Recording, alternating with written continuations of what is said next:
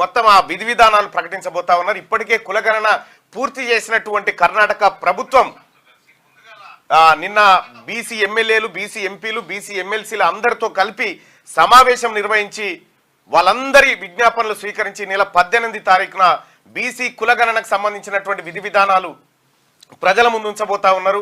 ఎవరు ఏంది అనేది మొత్తం బీసీ కాదు అన్ని కులాలకు సంబంధించి 7 కోట్ల కర్ణాటక ప్రజల ఏవైతే ఉన్నాయో జనాభా లెక్కలు ఏవైతే ఉన్నాయో వాటిని బయట పెట్టబోతా ఉంది కర్ణాటక ప్రభుత్వం. కర్ణాటక ప్రభుత్వానికి ధన్యవాదాలు. రాహుల్ గాంధీ గారి ఆలోచన ఏదైతే ఉందో ఆ ఆలోచనను ఇంప్లిమెంట్ చేస్తూ సిద్ధరామయ్య గారు బయట పెట్టబోతా ఉన్నాడు. నిజంగా కర్ణాటకలో వచ్చేటువంటి కర్ణాటకకు సంబంధించిన డేటా కూడా నా దగ్గర ఉంది. అక్కడ ఎవరెవరు ఎంతున్నారు అనేది మనం ఓసారి శనార్థి తెలంగాణలో చేసినాం. అయితే యాక్యురేట్ గా ప్రభుత్వం ఎవరైతే రాహుల్ గాంధీ గారు చెప్పినట్టుగా ఎవరు ఎంతో వాళ్ళకు అంత దక్కాలనేటువంటి అంశం మీద కర్ణాటక ప్రభుత్వం అత్యంత కీలకమైనటువంటి నిర్ణయాలు తీసుకోబోతా ఉంది ఈ నెల 18న జరిగేటువంటి మంత్రివర్గ సమావేశంలో. సో మరి తెలంగాణ ప్రభుత్వం కూడా మరి అక్కడ రాహుల్ గాంధీ గారి ఆశయాలు ఇంప్లిమెంట్ చేస్తూ ఉన్నారు. ఆయన ఇచ్చినటువంటి మాటలన్నింటినీ ఇంప్లిమెంట్ చేస్తూ ఉన్నారు కర్ణాటక ముఖ్యమంత్రి సిద్ధరామయ్య గారు. మరి ఇక్కడ కూడా కాంగ్రెస్ పార్టీ ప్రభుత్వం ఉంది కాబట్టి రాహుల్ గాంధీ గారి ఆలోచన ఇక్కడ ఇంప్లిమెంట్ కావాల్సినటువంటి అవసరం ఉంది. కాబట్టి మరి తెలంగాణ ముఖ్యమంత్రి గారు అక్కడ 18 తారీఖు పెట్టి మీరు ఇప్పటిదాకా ఒక సింగిల్ విధి విధానాల ఖరారుకు సంబంధించి సింగిల్ ఎజెండా కూడా సింగిల్ మీటింగ్ కూడా పెట్టలేదు. ఈసారి ఖచ్చితంగా పెట్టాల్సిందిగా మీకు రిక్వెస్ట్ చేస్తా ఉన్నాం. కర్ణాటక ముఖ్యమంత్రి సిద్ధరామయ్య గారికి జయహో. ఎందుకంటే ఒక సాధారణ కుర్మ బిడ్డ అక్కడ ముఖ్యమంత్రిగా ఉండడంతో అక్కడ మొత్తం కులగణన చేసిరు. కులగణన సంబంధించినటువంటి విధానాలన్నింటినీ ప్రకటించబోతా ఉన్నారు. అది అట్లా ఉంటే ఇక నారాయణపేట ఏది పంపించినది వచ్చిందా?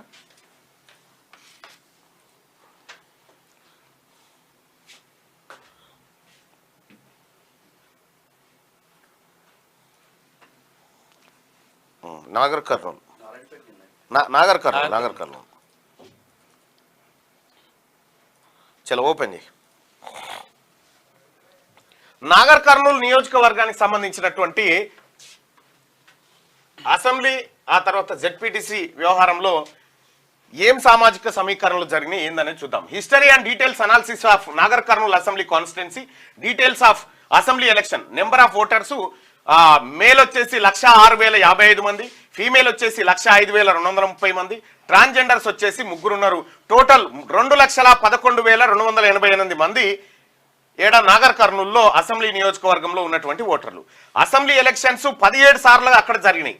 17 సార్లు నాగర్ కర్నూలులో ఎలక్షన్ జరిగితే అందులో దాదాపుగా 12 సార్లు ఓసీలు 12 సార్లు ఓసీలు ఎలక్షన్ లో గెలిస్తే బీసీలు 4 సార్లు అవకాశం దక్కింది. The MLA from BC category who got elected ఒకే ఒక్క ఆయన నారాయణ గౌడ్ 1967 నుంచి 67, 73, 83, 89 4 సార్లు ఆయన ఒక్కడు మాత్రమే గెలవడం జరిగింది ఈ 17 సార్లు జరిగినటువంటి దాంట్లో. మరి బీసీలు ఎంతమంది ఉన్నారు? 1989 నుంచి ఇప్పటి వరకు అక్కడ బీసీ ఎమ్మెల్యే లేడు. 1989, 99, 2009, 19 దాదాపు 30 ఏళ్ళు దాటిపోయింది. 35 సంవత్సరాల నుంచి నాగర్ కర్నూలులో బీసీ ఎమ్మెల్యే లేడు. సో ఏం జరిగింది? As per the demography of Nagar Kurnool constituency number of BC voters are approximately ఎంతమంది ఉన్నారంటే 53.3% మంది బీసీ ఓటర్లు ఉన్నారు నాగర్ కర్నూలులో. 53.3. అందులో మొత్తం 2,11,288 అయితే దాంట్లో 1,12,588 1,12,588 బీసీలు ఉన్నారు.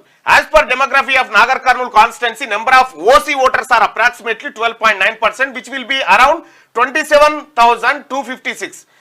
మొత్తం నాగర్ కర్నూలు అసెంబ్లీ కాన్స్టిట్యున్సీలో ఉన్నటువంటి ఓసీ ఓటర్లు 27,256 మంది. బట్ దే గాట్ ఎలక్టెడ్ 12 సార్లు గెలిచారు. 27,000 మంది ఉన్న జనాభా ఉన్నటువంటి ఓసీలు 12 సార్ల ఎమ్మెల్యేలు అయితే బీసీలు జస్ట్ 4 సార్లు మాత్రమే అయ్యారు. అది కూడా ఒక్క ఆయన నారాయణ గౌడ. ఇప్పుడు నాగర్ కర్నూలు నియోజకవర్గంలో వాస్తవానికి ఎమ్మెల్యేగా గెలవడానికి ఎంత కావాలి మనకు? ఇందులో సగం వేసుకున్నా కూడా 1,06,000 కావాలి. 1,06,000 కావాలి. బీసీలకు ఎన్ని ఉన్నాయి? 1,12,000 ఉన్నాయి. వీళ్ళ ఓట్లు వీళ్ళు వేసుకుంటే ఎవరు గెలవరు అడగా మెజార్టీ. ఇక్కడ బీసీలకు జరిగినటువంటి నాగర్ కర్నూలులో కేవలం 4 సార్లు మాత్రమే బీసీలకు అవకాశం వస్తే 12 సార్లు ఓసీలకు అవకాశం వచ్చింది. ఈ 12.9% కూడా సామాజిక వర్గాల వారిగా కనుక మనం అది డివిజన్ చేస్తే వైశ్యులు, ఆ తర్వాత ఆర్య వైశ్యులు, వెలమలు, ఆ తర్వాత మిగతా అన్ని కమ్మలు ఈ సామాజిక వర్గం నుంచి ఉంటారు. ఇందులో 3 to 4% లేదా 5% వరకు రెడ్డిలు ఉండేటువంటి అవకాశం ఉంది. అంటే దీంట్లో సగం అంటే 9,000 లోపే రెడ్డిలు ఉండేటువంటి అవకాశం ఉంది. కానీ వాళ్ళు 12 సార్లు అక్కడ గెలవడం జరిగింది. ఇంకా జెడ్పీటీసీల విషయానికి వద్దాం. నాగర్ కర్నూలు కాన్స్టిట్యున్సీ 5 మండలాలు ఉన్నాయి. దానికి 5 మండలాలకు సంబంధించిన జెడ్పీటీసీల వివరాలు ఒకసారి చూద్దాం. నాగర్ కర్నూలు అది బీసీ రిజర్వ్డ్ అయింది కాబట్టి అది బీసీ యాదవ్కి వచ్చేసింది. ఇక బిజినేపల్లి అన్రిజర్వ్డ్ రెడ్డికి పోయింది. తాండూరు అన్రిజర్వ్డ్ రెడ్డికి పోయింది. ఇక్కడ తెల్కపల్లి ఎస్సీకి అయింది. తిమ్మాదిపేట అన్రిజర్వ్డ్ రెడ్డికి అయింది. ఇక్కడ అన్రిజర్వ్డ్ అంటే 50% అన్రిజర్వ్డ్ కోటా. ఆ అన్రిజర్వ్డ్ కోటాలో వీళ్ళు కేవలం రెడ్డిలు మాత్రమే 3 జెడ్పీటీసీలుగా ఇక్కడ వచ్చారు. 5 మండలాల్లో 3 జెడ్పీటీసీలు రెడ్డిలే. వాళ్ళ జనాభా ఎంత అంటే 9,000. బీసీల జనాభా ఎంత అంటే 1,12,000. సో ఇక్కడ ఓపెన్ లో ఉన్నటువంటి కాడ కూడా బీసీలకు అవకాశం ఇవ్వలే. ఓపెన్ లో ఉన్నటువంటి కాడ కూడా బీసీలకు అవకాశం రాలే. Out of 5 mandals OCs got elected three times. Will BCs got elected just 1 in spite of having a majority in population. ఒకవేళ మనం పాపులేషన్ ప్రాతిపదికన చూస్తే ఒక్కరు కూడా రిజర్వ్డ్ స్థానాలు తప్ప ఒక్కరు కూడా అక్కడ రెడ్డిలు జెడ్పీటీసీగా ఉండేటువంటి అవకాశమే లేదు. కానీ ఇక్కడ నాగర్ కర్నూలు కాన్స్టిట్యున్సీలో జరిగినటువంటిది ఇగో ఇది ముఖ చిత్రం. 17 సార్లు ఎన్నికలు జరిగితే 17 సార్లలో 12 సార్లు ఓసీలే ఎమ్మెల్యేలు.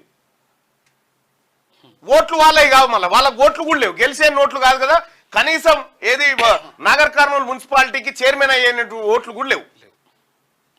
సో ఓట్లు లేనటువంటి వాళ్ళు 12 సార్లు ఎమ్మెల్యేలు అయ్యారు. ఓట్లు ఉన్నటువంటి బీసీలు కేవలం ఒక్కడు నారాయణ గౌడ్ 4 సార్లు గెలవడం జరిగింది. పోనీ అన్రిజర్వ్డ్ స్థానాల్లో బీసీలకు ఏం దక్కిందంటే ఏమీ లేదు. బీసీలకు అన్రిజర్వ్డ్ స్థానాల్లో గుండు 0. ఇది నాగర్ కర్నూలులో జరిగినటువంటి మాయా మచ్చింద్ర కార్యక్రమం. ఇది బీసీలకు జరిగినటువంటి అన్యాయం.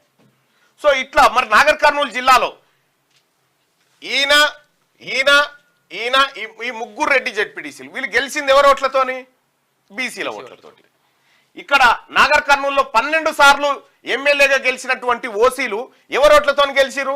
బీసీల ఓట్లతోటే. వాళ్ళ ఓట్లు వాళ్ళు వేసుకుంటూ ఓడిపోతారు. వాళ్ళ ఓట్లు వాళ్ళే వేసుకుంటే ఓడిపోతారు.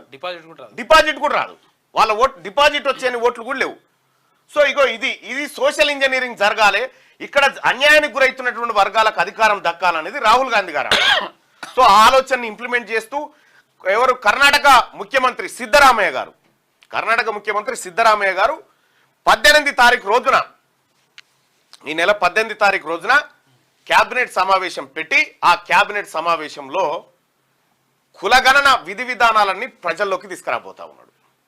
కులగణన ఆల్రెడీ చేసి రెడీగా పెట్టి బీహార్ కూడా చేసింది, కర్ణాటక చేసింది, తెలంగాణ రాష్ట్రం చేస్తా అని చెప్తుంది. కానీ ఇంకా ముఖ్యమంత్రి గారు మరి దాని మీద అయితే ఏం సప్పుడే లేదు. ఆ ఫైల్ ముఖ్యమంత్రి గారి టేబుల్ మీద ఉంది. మరి ఆయన సంతకం పెడితే అది పోవాలి. రైట్, ఇది నాగర్ కర్నూలు నియోజకవర్గానికి సంబంధించినటువంటి బ్రీఫింగ్. ఇక మార్నింగ్ న్యూస్లో వెలుగు దినపత్రిక